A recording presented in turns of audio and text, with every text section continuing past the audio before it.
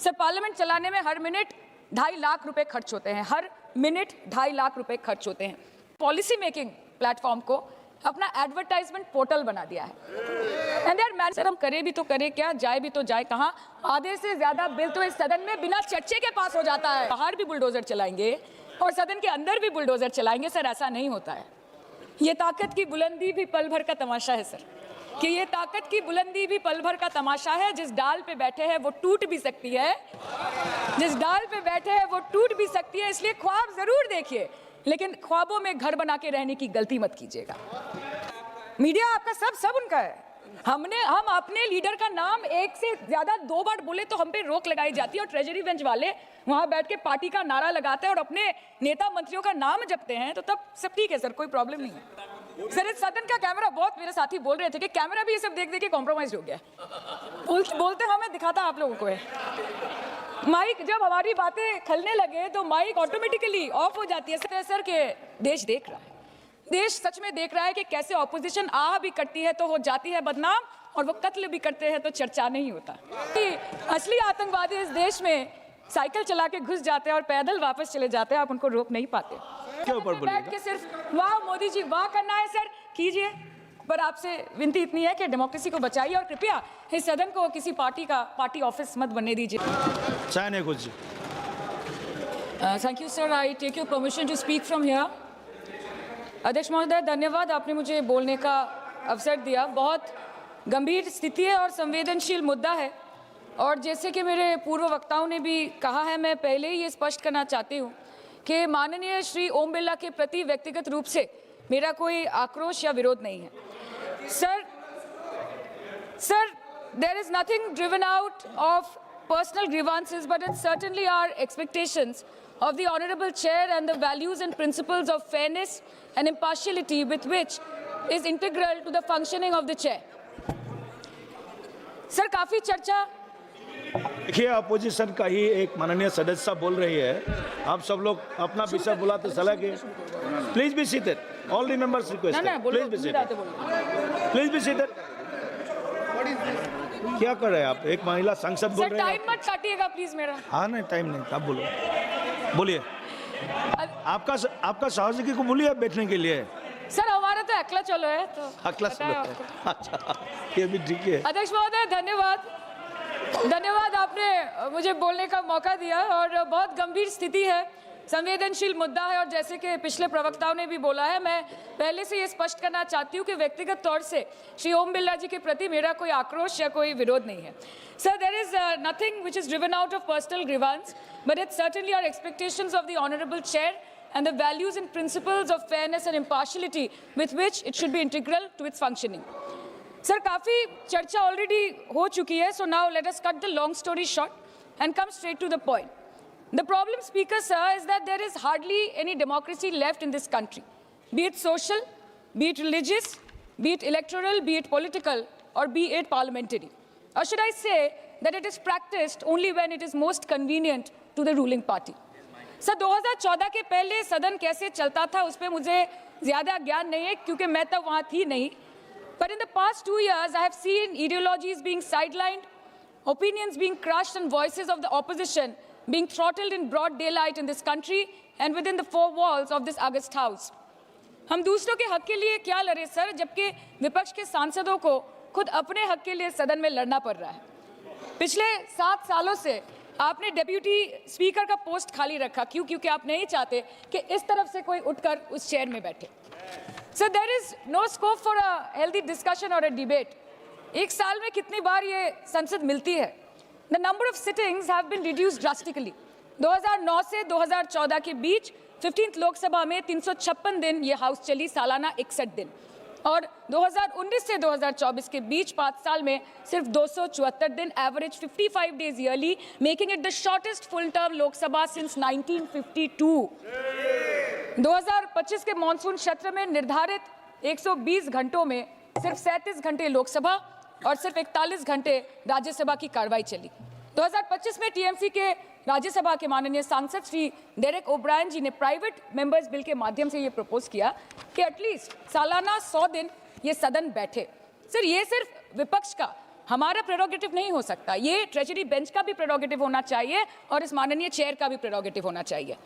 Sir, parliament चलाने में हर minute 2.5 lakh रुपए खर्च होते हैं, हर मिनट 2.5 लाख रुपए खर्च होते हैं। 2014 से लेकर 2024 के शीतकालीन सत्र तक कुल मिला के 2200 मिनट, 92 दिन और 3,300 करोड़ रुपए का लॉस हुआ। क्यों? क्योंकि आप नहीं चाहते थे कि महत्वपूर्ण विषयों पर चर्चा हो। अध्यक्ष जी, ये चेयर का काम है निश्चित करना कि ये सदन चले, ये विपक्ष का काम है सवाल उठाना, और ये सत्ता पक्ष का काम है कि वो हर सवाल का जवाब हर उस इंसान को दे जिसके टैक्स के पैसे से ये सदन चलता है। परंतु ये बोलते हुए मुझे खेद है कि सरकार ने इस देश के पॉलिसी मेकिंग प्लेटफॉर्म को अपना एडवर्टाइजमेंट पोर्टल बना दिया है, and they are manipulating this honourable chair to silence the opposition and this august house to blow their own whistle, and they are trying to murder parliamentary democracy by rendering institutions toothless. Sir, CAG reports बनना बंद हो गई है. The number of CAG reports tabled in Parliament has reduced from 53 in 2015 to merely 18 reports in 2023.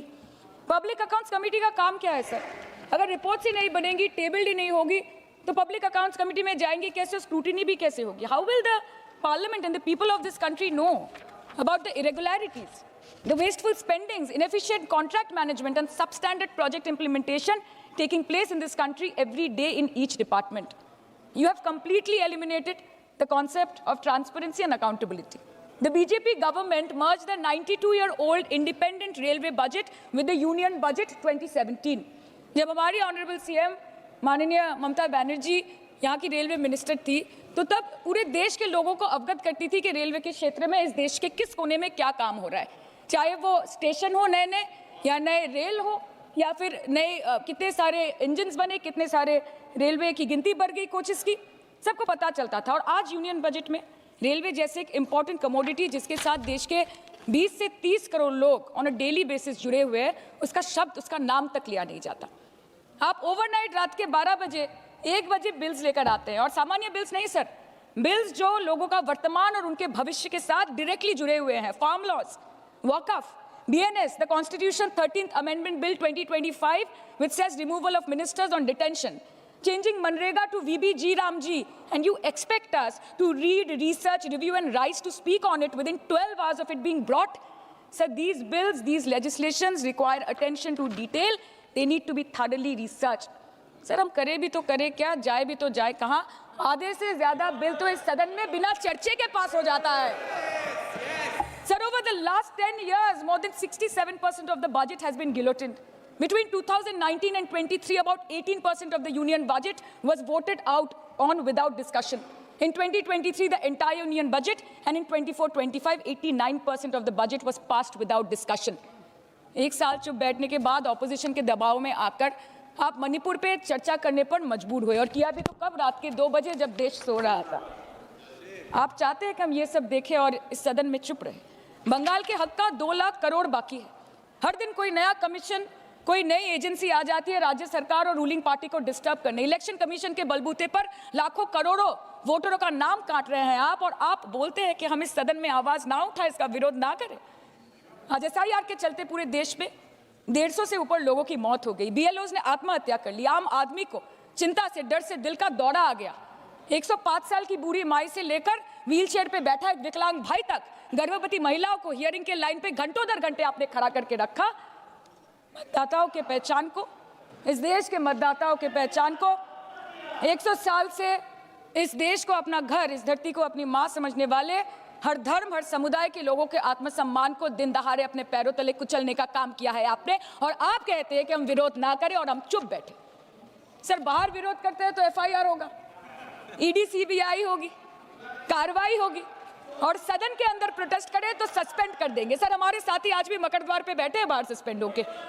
2023 के winter session में 141 opposition MPs को एक साथ सस्पेंड कर दिया गया था, और करने के बाद भारतीय न्याय संहिता लेकर आए एक नया क्रिमिनल लॉ जो पूरे देश के क्रिमिनल कोड के प्रोसीजर को बदल देता है, जो स्टेट्स के लॉ एंड ऑर्डर को डायरेक्टली अफेक्ट करता है। सर, बाहर भी बुलडोजर चलाएंगे और सदन के अंदर भी बुलडोजर चलाएंगे। सर, ऐसा नहीं होता है। ये ताकत की बुलंदी भी पल भर का तमाशा है। सर, कि ये ताकत की बुलंदी भी पल भर का तमाशा है, जिस डाल पे बैठे हैं वो टूट भी सकती है, जिस डाल पे बैठे हैं वो टूट भी सकती है। इसलिए ख्वाब जरूर देखिए, लेकिन ख्वाबों में घर बना के रहने की गलती मत कीजिएगा। सर आज 303 से ज्यादा एमपी आपके हैं, 2000 से ऊपर एमएलए आपके हैं, 21 राज्य आपका है। हर डिबेट, हर डिस्कशन, हर बिल पे बोलने के लिए 70% वक्त आपको मिलता है। मीडिया आपका सब उनका है।